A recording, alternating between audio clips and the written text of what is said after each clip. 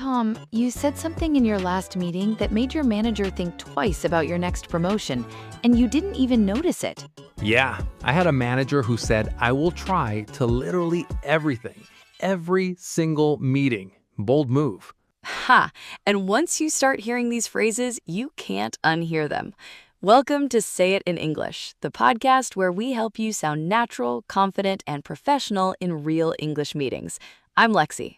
And I'm Tom, and today we are going in 10 phrases that are quietly killing your credibility in meetings and the better versions you should be using instead. These are real swaps, things I've heard in actual boardrooms, on video calls, in back-to-back Monday morning catch-ups. They make a real difference. A big difference. And honestly, this might be the most common one we hear. The classic, the absolute classic. I will try to do it. I will try. Bold, very bold. I will try sounds weak. It tells your manager, maybe I will, maybe I won't. It gives you an out before you've even started. Right. I'll get it done by Thursday, or whatever the actual day is. You're making a commitment. You're being specific. You sound like someone who owns their work. That's it? Just add the day? Just add the day. In real meetings, that one small change goes from sounding uncertain to sounding like a person who delivers, and people remember that. I feel like I've definitely said I will try at least once this week, so. We all have. But now you know. Okay, phrase 2. This one, I have a very specific memory of watching this happen. Someone gets asked a question in a meeting and goes, yes, no, maybe? The classic freeze. I mean, bold move, fully panicking in real time in front of everyone. And it happens. You get asked something you genuinely don't know the answer to in the moment. That's totally normal. The mistake is filling the silence with noise and non-answers. Right. So what's the upgrade? Let me check and get back to you. Clean, simple, professional. You're not pretending to know something you don't. You're managing the moment. That actually sounds confident, though. More confident than guessing. Because it is confident. And here's the bonus. People respect that answer. It tells them you care about being accurate over being fast. That's a quality that stands out. Okay. Phrase 3. This one is subtle, but it matters. When you don't follow something in a meeting, the instinct is to say, I don't understand. Right, just, I don't understand. Full stop. And that's fine in casual conversation. But in a meeting, it can sound a little blunt, almost like you're putting the blame on the speaker for being unclear. Yeah. Instead, try, could you walk me through that again? You're asking for exactly the same thing, but you're framing it as a request. It sounds engaged.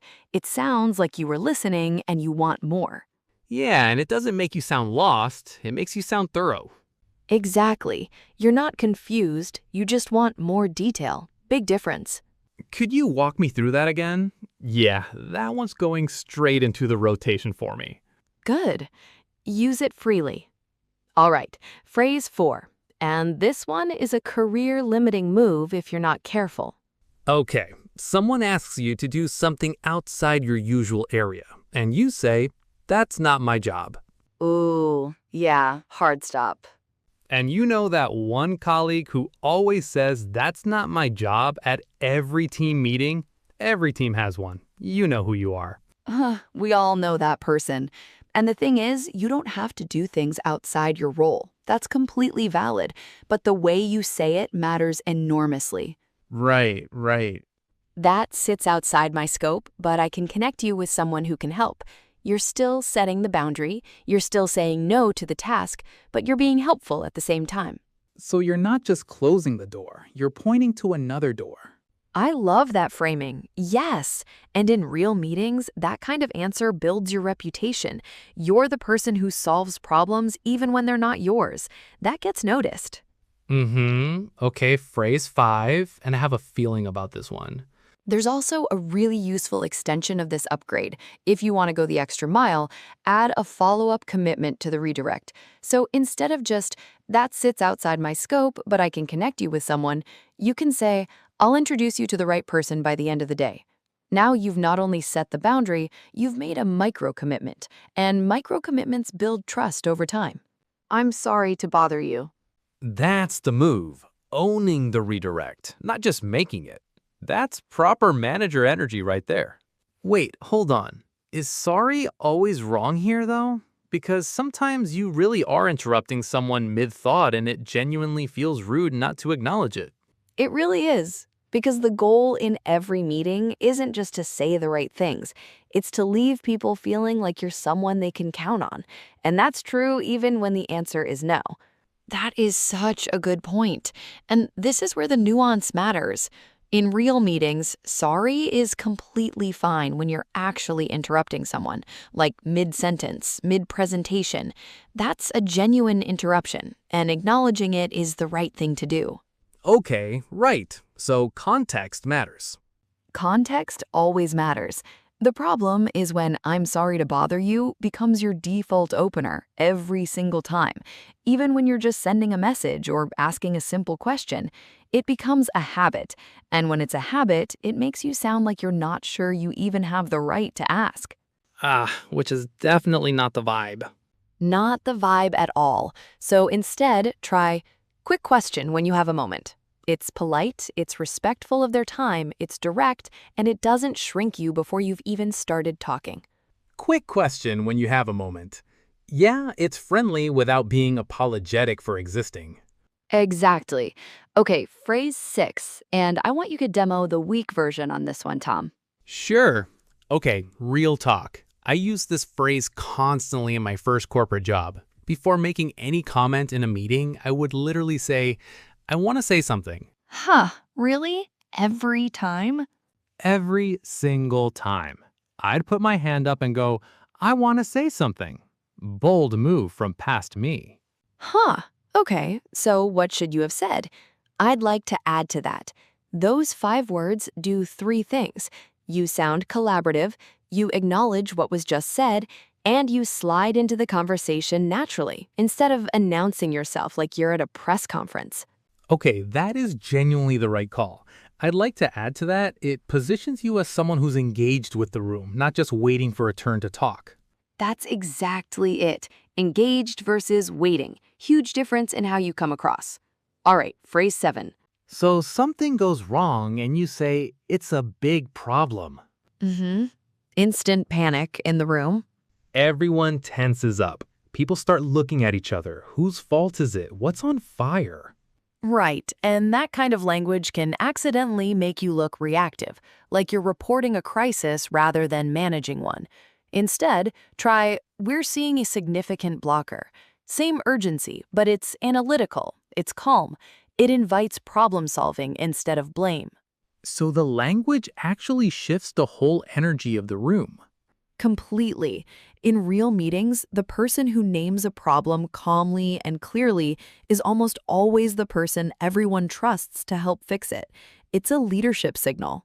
We're seeing a significant blocker. Yeah, that sounds like someone in control of the situation. I like it. Which is exactly the impression you want. Okay, phrase 8. Giving approval. You know, the word blocker is doing a lot of work on its own. It comes from project management. It already implies there's a forward path and something is just temporarily in the way. It frames the problem as solvable before anyone has even started talking about solutions. Someone presents something, you want to say you like it, and you go, I think it's good. That is such a sharp observation. The vocabulary you choose in a meeting shapes how people emotionally respond to the situation before a single solution is even on the table. Big problem makes people defensive. Significant blocker makes people roll up their sleeves. So you're almost doing half the problem-solving work just by choosing the right word first. That's wild when you think about it. Like, thanks, I think. Somewhere between a compliment and a shrug. Exactly. It's well-meaning, but it's passive.